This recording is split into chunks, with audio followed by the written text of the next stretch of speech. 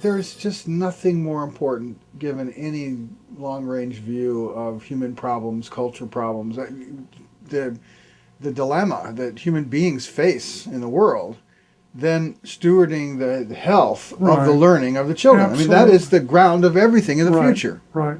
Right. Not what they're learning about in particular, that's important, but the overall health of learning is Right. what connects to the Right. future more than any particular. This is the miracle to me.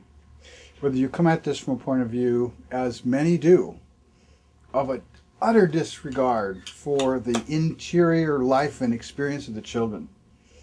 You come at this like we're harvesting crops. We're harvesting the bought crops we need for our economy and our society, and we really don't give a damn about what's going on inside them. We don't care about that.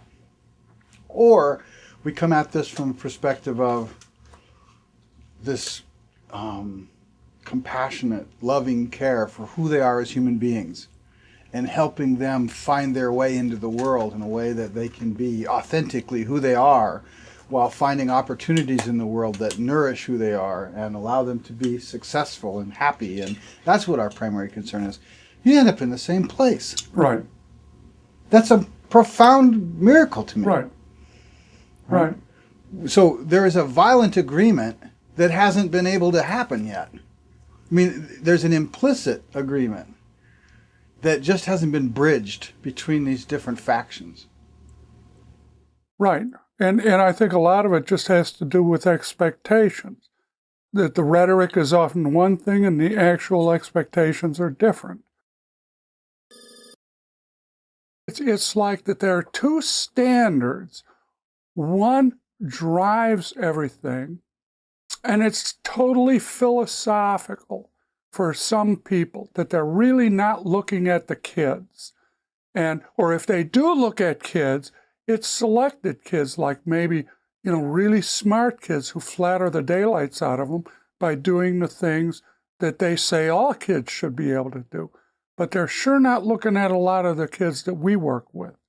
And if they had and seriously looked at them, and they were concerned at all, had any kind of comparative idea of what these kids could achieve, they would think differently. But I don't really think they have a good comparative idea of what these kids could really do. But let's not talk about the experts or leaders of these tribes that go off and to the left and the right of the things.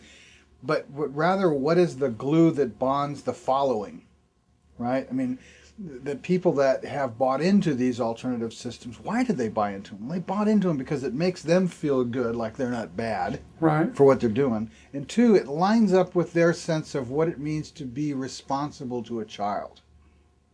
Maybe not in the granular, not in the particulars that we're talking about, but in the warm fuzzies, it feels like, gee, that's the right way to be responsible to stewarding this child.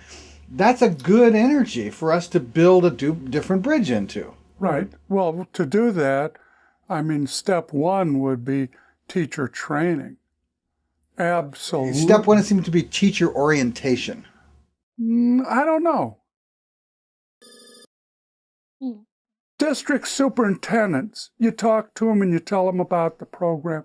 They never heard of follow through. They know nothing about the program.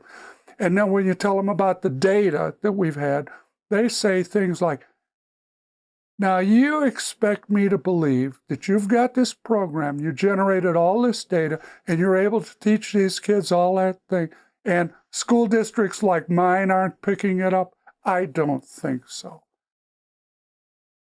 But that's the way it is. The communication is so poor, but they're operating from the wrong. They're not going to. But this comes back to orientation. We're misoriented fundamentally. The teaching community, the parenting community, all of it. And we're not. It's not physics. We're not going to go from general principles down to program construction.